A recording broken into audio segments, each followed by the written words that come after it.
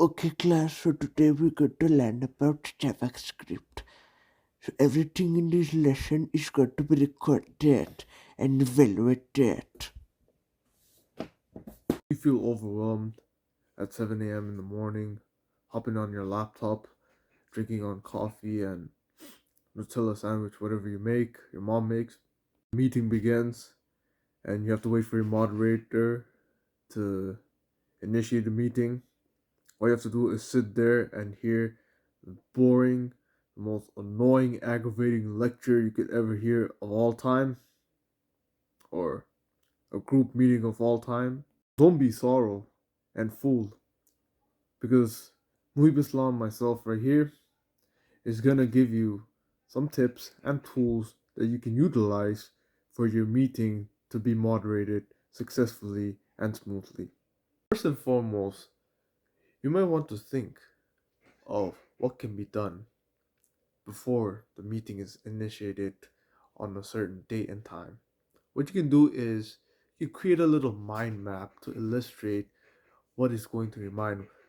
Ask questions to yourself. Rehearse to yourself on the mirror.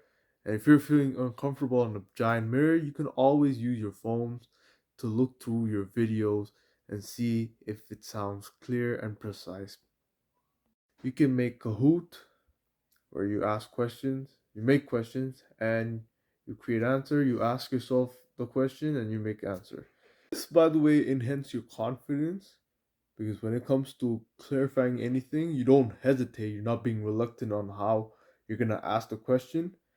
You won't get the exact answer as you have created or listed on your Kahoot game, but at least you get the hang of how you can ask the question and expect an outcome as an answer to your question. Secondly, I want to point out that during the interview, ask a lot of questions.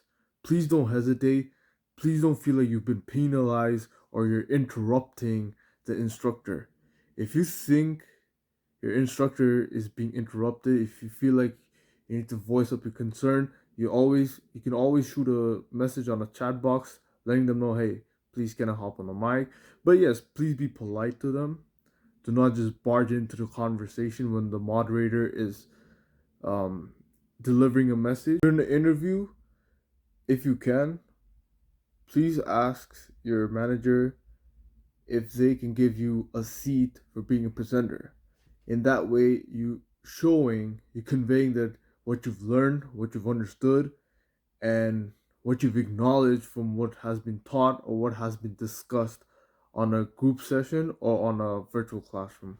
Another way this classroom could be more engaged or a group meeting could be more engaged at your workplace environment is having the manager or your professor to run on a little poll section if they get things cleared or not. Last but not least, and this is what you do after the interview. You can go on a YouTube, watch a couple of videos based on how you can get things done on, let's say, Word, Excel, PowerPoint, uh, Access, whatever you use for Microsoft Office, or you could also look through like if you want to be a graphic designer, you're looking at how to use certain tools on a Photoshop, Illustrator, or anything to do with Adobe. And if you're like a programmer slash coding person, you can look at certain things on what script to use for Java, how I build a skeleton for both Java or HTML. So there are a number of ways that you could be successful on being presentable on a meeting, on a group session, or presentation, or interview, maybe. Well, these are just the few tips on how things can be done in order to be successful and not being speechless like the King Charles from the World War II. So, as again, before, always rehearse, prompt yourself. You might want to wear costumes, do little blueprints, or design things all with a little mind map. And during the interview, please ask questions. and also try to make Kahoot or Quizlet that will help you to not be reluctant on asking any questions. And after the interview, always go through the chat session, I would suggest, or try to make some notes from the interview, from the meetings, from the classroom on what the moderator has to say or give you a lecture on.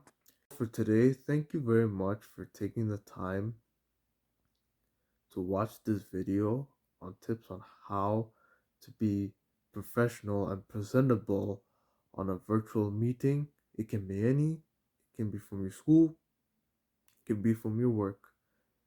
I hope this video really helped and see you again on the next time.